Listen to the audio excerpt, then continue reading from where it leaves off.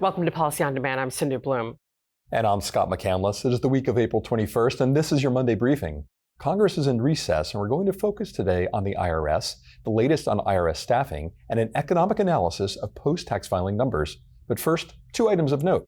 The IRS last week published a notice that provides welcome relief to many taxpayers. The agency announced that it will remove final regulations issued in January describing related party basis adjustments as transactions of interest and requiring disclosure. Under the new notice, all penalties relating to these disclosures are waived until the transaction of interest regulations can be formally withdrawn. The notice also removed the June 2024 guidance, which had previewed future regulations that would limit the tax benefit of certain related party basis adjustment transactions. Eliminating the disclosure obligation will significantly reduce the administrative burden for many taxpayers and advisors. The notice, as well as a PwC insight on the notice, will be linked in this episode's description. And for those of you following trade developments closely, PwC will host a webcast on Tuesday at 2 p.m. Eastern Time, focused on strategies to navigate the new tariff environment for the C-suite, for boards, and for tax leaders. A link to register for this webcast is in this episode's description, and we'll have more on tariffs following the webcast. And joining us now to talk about the IRS are Nikole Flax, a principal in PwC's Tax Controversy and Regulatory Services practice, and Karl Russo, who leads our National Economics and Statistics practice. Nikole and Karl, welcome. Thank you. Thanks. So, Nikole, let me come to you first about staffing and other issues at the IRS. When you spoke with Scott last week, it was the deadline for the IRS employees to express interest in second voluntary resignation retirement program. The second program. And what was the outcome of that, and what do you see as the impact? So it was reported pretty quickly after that deadline that there were over 20,000 employees who expressed interest in that program. I think one thing to clarify is that number could be a little inflated with respect to the number of employees who actually end up leaving, because the way that the program worked, as I understand it, is if you're over age 40, you would express interest, but you didn't have to actually sign the contract that said that you were leaving. And so the number could be a little higher than the number of employees who will ultimately agree to do that. But we also learned this weekend, it was reported by in a couple different stories, that as the IRS is looking at those requests, that they are making decisions that some employees whose work is deemed critical will not be allowed to take advantage of the program, even if they had expressed interest. And the more recent articles talked about some of the positions in the large business division, as well as others outside of large business. But the article that I read this morning said that about 10% of the 20,000 had been denied. Nikole, there's been a lot of change at the IRS, but also at the top in terms of leadership. Could you talk a little bit about what's happened at the commissioner level from an acting perspective, as well as where the president's nominee stands in that process? Sure. So we've talked a couple times about changes at the commissioner level. And since January, with the new administration, there have been a number of changes. So Danny Werfel, who was the commissioner under the prior administration, he resigned on Inauguration Day. Then Doug O'Donnell, who was a longtime career IRS employee, he retired after being in the job for a couple of months. Then there was a woman, Melanie Krause, who was in the position, and she left last week. Early last week, it was announced that an IRS employee by the name of Gary Shapley would be acting in that position. But then on Friday, we learned that he was being moved out of the position, and Michael Falkender, who is the confirmed Deputy Treasury Secretary, will be acting as the IRS commissioner. And this is something we saw in the last Trump administration, where a Treasury official came over and acted in the IRS commissioner seat until a permanent commissioner was confirmed. And so I think, although, I just kind of went through a long list of changes that we've seen over the last few months and weeks, I think this actually will bring a bit of stability to the position, because it's likely now that Treasury is more engaged in the decisions that are being made at the IRS, especially around staffing and which programs are critical, as I just spoke about. And so I think that it wouldn't be out of the ordinary for the current person to stay in the job for a number of months. I think last time it was close to 10 months that the Assistant Secretary for Tax Policy sat in the IRS Commissioner seat until someone was confirmed and came in. Billy Long is still the commissioner nominee. We haven't seen much movement with respect to scheduling confirmation hearings, et cetera. There have been some reports in the press with respect to questions that are being raised by Democrats with respect to some of his background. But officially, he is still the nominee, and I think we're waiting to see what's going to happen there.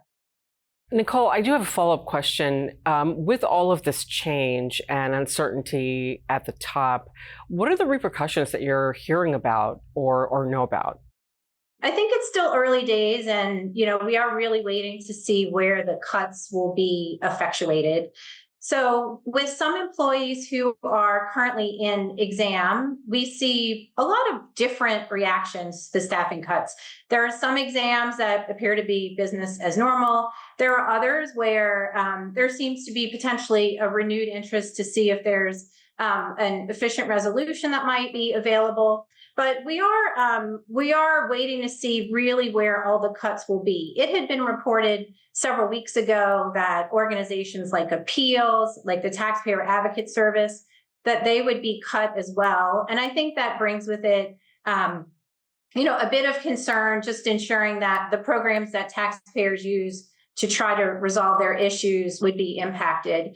I think now, though, as it's clear from some of the decisions that are made with respect to which employees are going to be able to voluntarily leave and which programs they feel like need to be protected, that we'll have more clarity in the coming weeks with respect to what work will be viewed as most important for the IRS to maintain as it moves forward. Nikole, thanks so much for that. And Karl, let me turn to you about tax revenues. So we just had tax day, and about a month ago, there were all these news reports about how tax revenues, we could see them going down about 10%. So what is the reality? What are you finding? I mean, we're not too far out from tax day, but what are you hearing? Well, through April 17th, which is the most recent data available from the Treasury Department, receipts for the year net of refunds are up about 4.2% compared to last year. And so that's definitely in the positive direction, not the declines that some had been forecasting. And really all of that strength is in the individual income tax side of the ledger. So they're up about more than $100 billion compared to last year, about 6%, while some of the revenues, particularly on the corporate side, are down a little bit, though we should remember that that's mostly impacted by the disaster declarations that accelerated some of the 2023 payments into 2024. So compared to that, the other area where we're seeing a little bit of strength is in the customs collections, excise taxes and duties there. Not surprising given all of the new tariff activity that those revenues are up about 18% compared to last year. It's about $8 billion. So they're a relatively small portion of overall receipts, but a lot of strength, and we would expect to continue to see that going forward. So with respect to the debt ceiling, which is included in the House and Senate budget resolutions and therefore a potential driver for a final resolution of that deal, what's the impact on the debt ceiling and what does the timing now look like?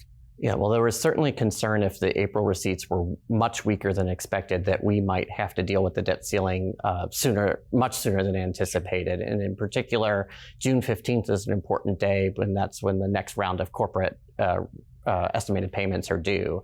And there was concern that if we didn't have strong receipts in April, we wouldn't be able to get to that June 15th date before we would have to deal with the debt ceiling. It looks like now most forecasters expect that we'll have no problem reaching that deadline, and so we'll have a new infusion of cash that'll buy us a little bit more time, at least until June 30, when another round of extraordinary measures also becomes available related to the retirement funds for federal employees, making some additional resources available there. And so with that, it probably means we have until the August recess to deal with the debt limit and with the tax bill as a part of that. So I think the timetable is maybe a little bit more relaxed than we may have anticipated before. I'm not sure. The House has still said that they would like to pursue a relatively expeditious timeline to get a bill done before Memorial Day. We would have had to contemplate that more if receipts had been a little bit weaker and we'd have to deal with the debt limit.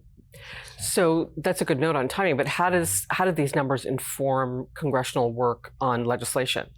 We're still going to see, as we heard about in the negotiations between the House and the Senate over a budget resolution, that there's a strong desire on the part of the House to do more significant developments on the spending side, right? To see larger tax reductions and even being willing to forego some of the headroom on tax instruction in order to receive that. And I think while the receipts picture remains relatively strong, I think that impulse is still going to be there. And even though we're buying our time until, say June or August on the fiscal picture as a whole, I think the overall deficit picture in the medium term and longer term is still pretty severe, that I think will continue to inform those House deficit hawks. Might not be exactly the right term, but the fiscal conservatives who are seeing that picture, wanting to do something more in the long term about that. I think, notwithstanding the relatively good receipts data we've had so far, I think that impulse will remain and complicate some of those negotiations potentially into the final deal. All right. Thanks so much, Karl. Thank you. And in case you missed recent episodes, including Week in Review with Pat Brown, links are included in this episode's description, along with more information about the Tuesday webcast at 2 p.m. Eastern. We appreciate you spending this time with us. Have a great week and take care.